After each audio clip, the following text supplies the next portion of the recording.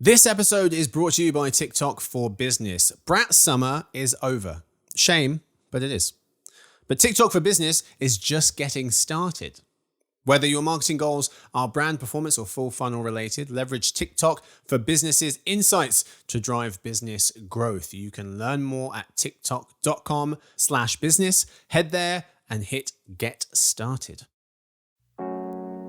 This is a big shakeup to Google's, search advertising strategy. And even though consumers like the AI overviews and utilize the AI overviews, I'm not sure how much evidence there is for how much engagement it drives.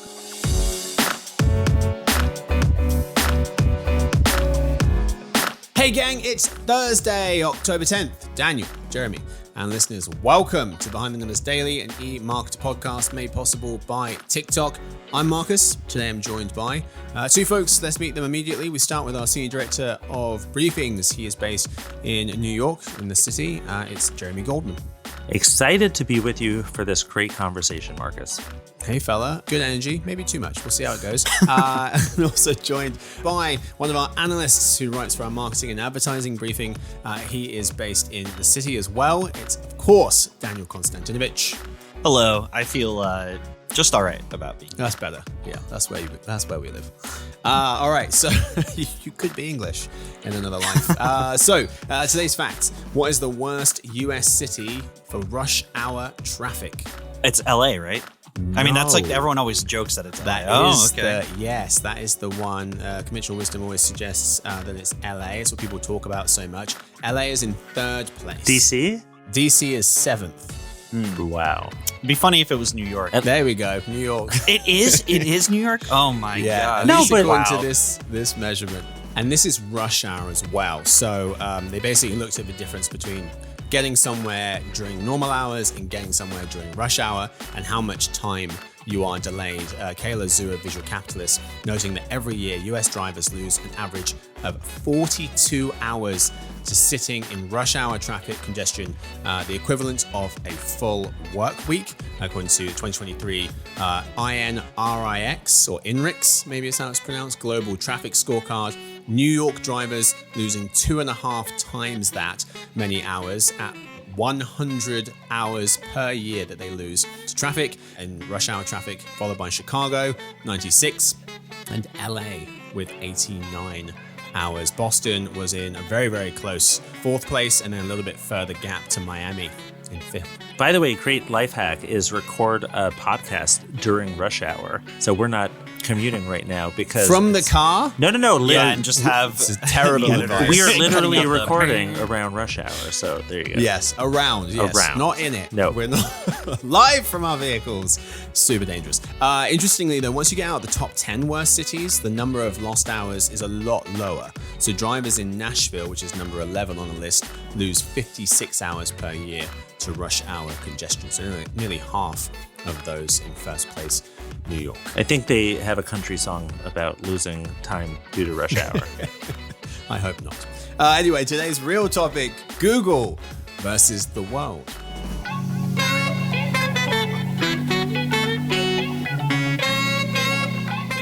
So today we're discussing how Google is doing on a number of fronts. Jeremy is going to be taking the side of Google for most of this episode, and Danny will be arguing for what we will call the field, which is basically everyone else. So let's start by discussing Google's AI overviews. Dan, you recently noted that Google is rolling out ads across AI overviews. It's AI search result product that launched last year. And so basically, this was rolled out to some folks in the beginning, and you typed in a search, and at the very top, you would get a bar with some words in it that basically gave you an answer, and then you scroll down for links and other things. And so this is called their AI Overviews product. And you were noting that ads will appear separately from the AI-powered responses. In one example from The Verge, a search for how to clean grass stains first provides the response with recommended products featured below the AI generated text. So it would give you the answer at the top. And then if you scroll down, there'd be a section that says sponsored, and maybe it would be a brand that could give you a product to help you remove those grass stains. The question is, will Google's AI overviews drive meaningful growth for Google? Obviously, as it translates into hopefully ad dollars for them down the road. Let's give Jeremy a chance to present the reason why for Google, why it will. Sounds good. And by the way, Marcus, I know I'm going to compete very heavily with Danny here, but please don't be any nicer to me just because it's my birthday. So I wouldn't dream of it. All right. Yeah. No. Happy birthday to Jeremy. Objection. Trying to I want that Can I approach struck the bench? from the record. trying to Yeah. influence the judge a little bit. I know. Yeah. It's working. I mean, Happy birthday. Okay, thank you. So, so are they working? So I would say yes. This is a very interesting balancing act, but I believe that Google can. First off, these Gen AI overviews are proving effective. Most data that we've seen is that people like these things and they're gravitating to them.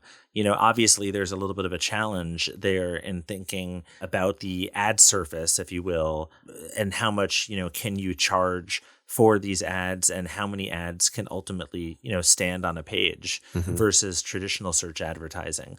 But if you're talking about pretty much the most data-driven company on earth trying to, solve a math equation and figuring out where they can place ads and how much they need to cost and how effective they need to be, there's really nobody better to bet on than Google for being able to achieve that vision. Mm-hmm. And the Google's AI overviews on mobile, we should specify, now feature ads. And so if, like we said, if they're trying to remove a grass stain, you could have like a spray and wash brand kind of shopping ad placed below the AI generated answer labeled sponsored. Danny, why might this not work out well for Google? Well, there's a couple things standing in the way of potential success. The first big thing, Jeremy raised a math equation, and the really big math equation that Google is trying to figure out is how do we stop losing money on AI? Google is obviously a huge operation that, makes a lot of money and has posted a profit very consistently.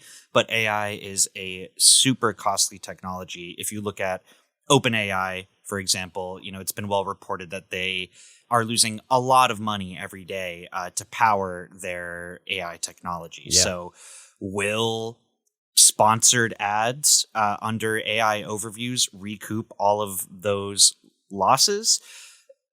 I think not. But, to dampen my own point here, there is so much other revenue coming in at Google that, it doesn't necessarily have to. But the other question is whether this devalues other ad space on Google search. So AI overviews now takes up the top spot on Google search results. That makes it very desirable ad space. But all of that other ad space, like sponsored links or sponsored products further down, like these things are now pushed further down the page, which devalues them and could lead to less competition for those ad spots. So this is a big shakeup to Google's search advertising strategy.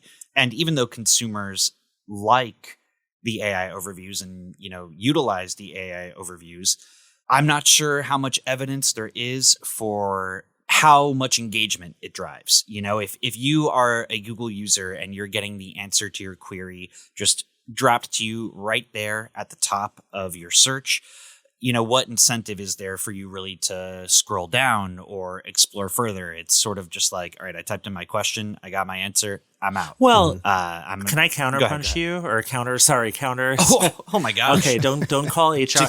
Please don't call the people team. Sorry. No, counterpoint you. I don't know. It sounded wrong. A very valid point, but I think that there are certain places where people are just used to clicking through. And you're right. Like, how does this change the experience when you're not clicking through to get the information you need? I think the answer is that it's going to be a lot more commercially driven. So it used to be that you would get, a whole bunch of links, obviously through Google, and to get even information, you went to other pages, right? But I think that more and more, what if Google becomes the place where you discover all the information, you don't have to leave Google, but if you want to transact, then you're leaving Google. So then I think people are used to the idea of I'm going to transact somewhere else, right? That's what we've seen with social commerce over the last few years with our forecast, that keeps on growing and growing. But we define social commerce as transacting, basically one click away, meaning they can go to a D2C site or somewhere else to transact. So again, if you think about who can get this right, and also, by the way, the whole point about like AI being really expensive, 100% right. But also, this is a great way of getting everybody else out of the market. Google has so many different things and so many ways that it can make money that it can basically fund this AI development in order to not lose its lead. So I would say maybe not all these revenues are incremental, but maybe these are ways of encouraging, second tier players of not trying to invest because they're not going to be able to outspend the Googles and Metas of the world. Mm-hmm. One argument, or interesting part of this is what it does to publishers as well, because we mentioned that this is like consumers seem perfectly happy with these, at least from the initial readings. However, Daniel, you wrote about this, right? The impact to some leading publishers so far seems like it's been negligible. Yes, the impact so far does seem negligible, at least according to reports from a handful of publishers in Q2. Mm-hmm. But we'll see. There's still a long way to go, and there have been some tweaks to AI overviews that are designed to make these sources of information for the prompts more visible, which is being framed as a way to hopefully increase click-through rates. Mm-hmm. It's just very hard to say what the long-term outcome for publishers is here because, like I was just saying, I would suspect that in the long term, click-through rates for these AI overviews are going to be pretty low.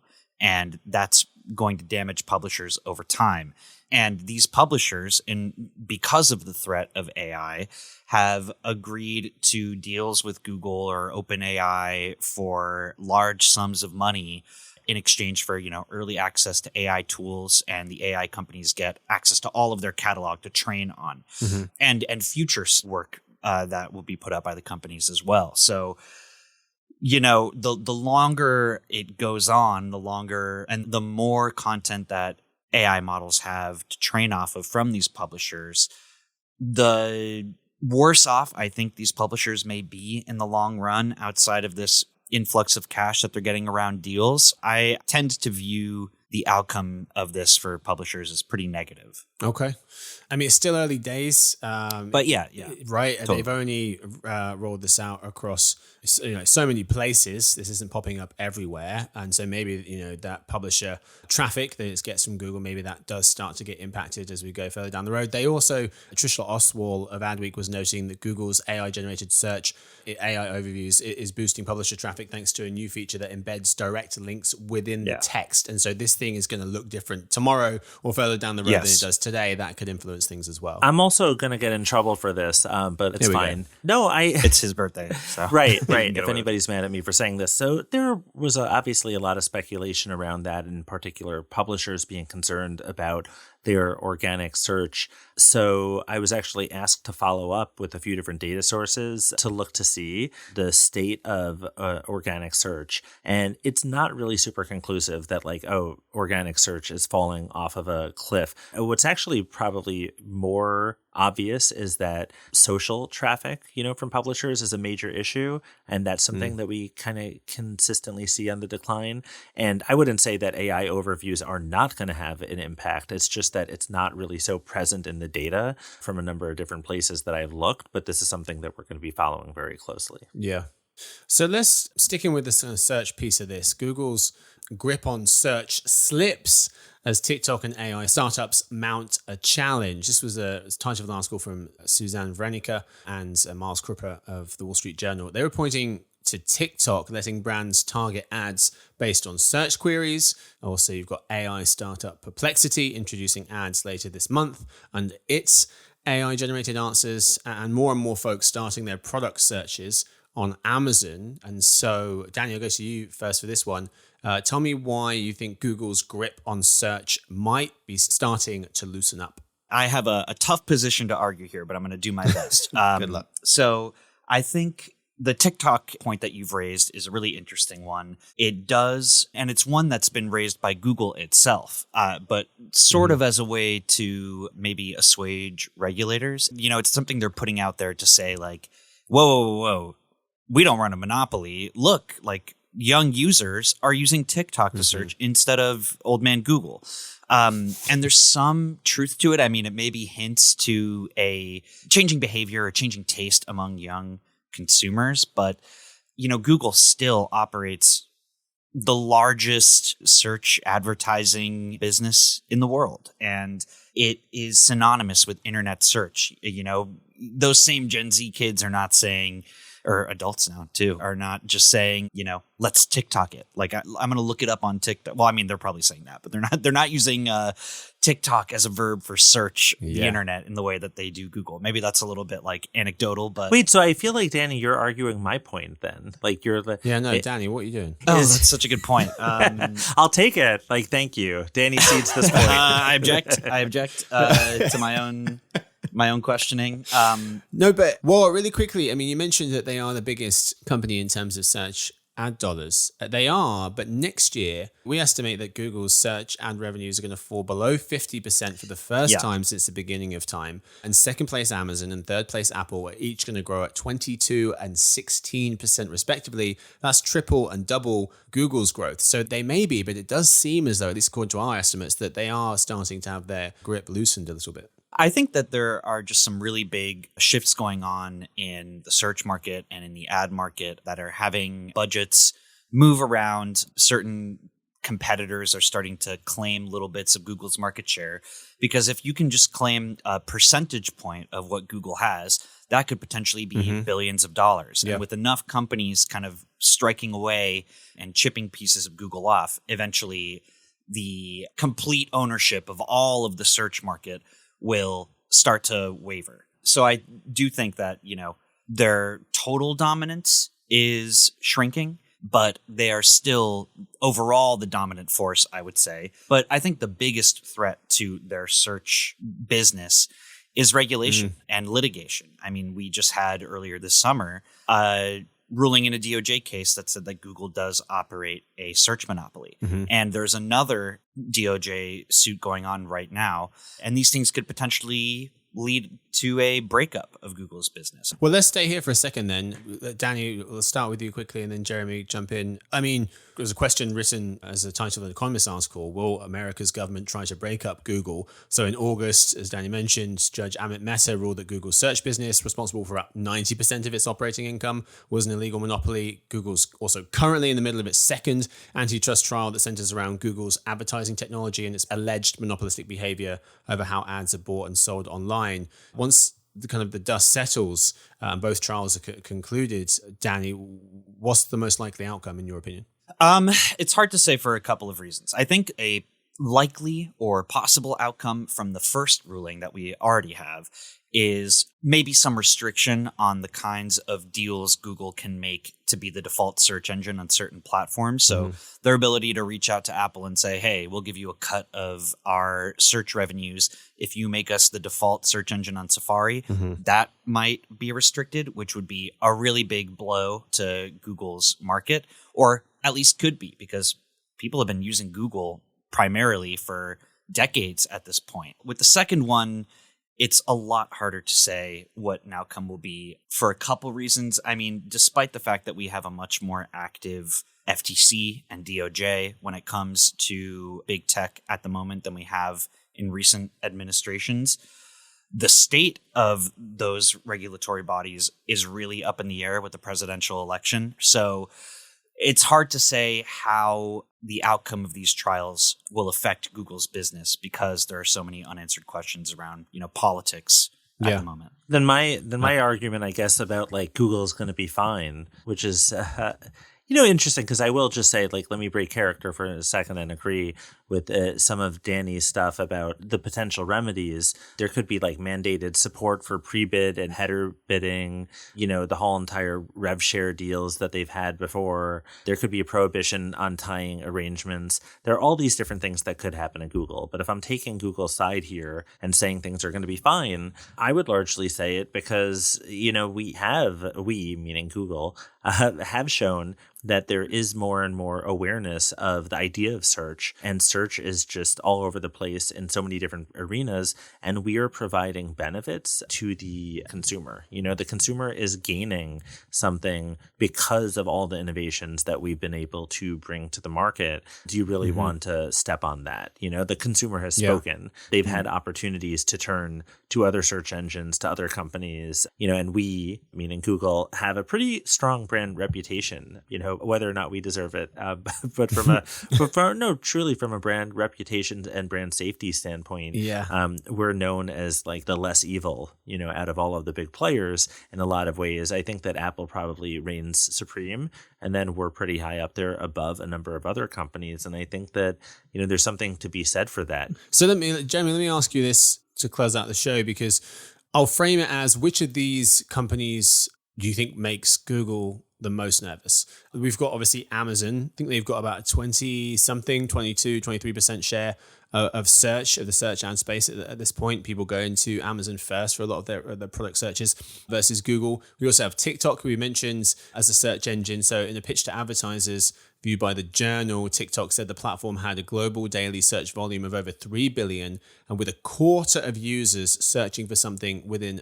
30 seconds of opening the app. So you've got TikTok there, so Amazon, TikTok, or Apple. So Apple and OpenAI as a search engine. So if Judge Meta rules that Google can no longer pay Apple and others to be the default search engine on its devices, that could hurt the company, especially as Apple Intelligence gets rolled out this month. I'm speaking to Gaja Sevilla, who covers AI for us, one of the folks covering AI for us here. And we're talking about how OpenAI's ChatGPT will help Siri when you ask Siri questions and she doesn't know the answer. It will lean on that technology. Apple folks have to opt into that, so that's not going to be everyone. But which of those companies do you think makes Google the most nervous in terms of trying to take some of its search empire? I'm going to actually say, I think that a lot of people might say Meta here. They're up against some of the same ad business. And because of that, I actually think it's a less interesting answer. So I would say Amazon, for, going full circle. If a lot of information gets present and surfaced, through AI overviews, then more and more of that click is going to be to transact, right? And that puts them naturally, just as Amazon builds its retail media business and moves off-site and tries to look for other ways to grow, it's going to be going after brand awareness budgets that were previously going to Google, and more of these companies are going to butt heads. So obviously digital advertising spend is going to keep going up. Anybody who looks at our forecast knows that, but the question is how much of that is incremental and how much of that is Google clawing, something away from Amazon or vice versa. So I would really say Amazon here. Yeah. Fair take. That's what we've got time for today's episode. Thank you so much to my guests for hanging out with me today. Thank you to Jeremy. Thank you for not sending me any cupcakes in the mail, but I love you anyway. I just found out. Thank you to Danny. Of course. Always happy to be here. Yes, indeed. Thank you to Victoria. She edits the show. Stuart runs the team. Sophie does our social media. And thanks to everyone for listening. And we hope to see you tomorrow for the Behind the Numbers Weekly Listen, an eMarketer video podcast made possible by TikTok. You can see us in almost real life and see some of the charts that we're talking about on YouTube and now Spotify if you want to watch the show, the Weekly Listen there. Or, of course, you can listen to our voices the usual way.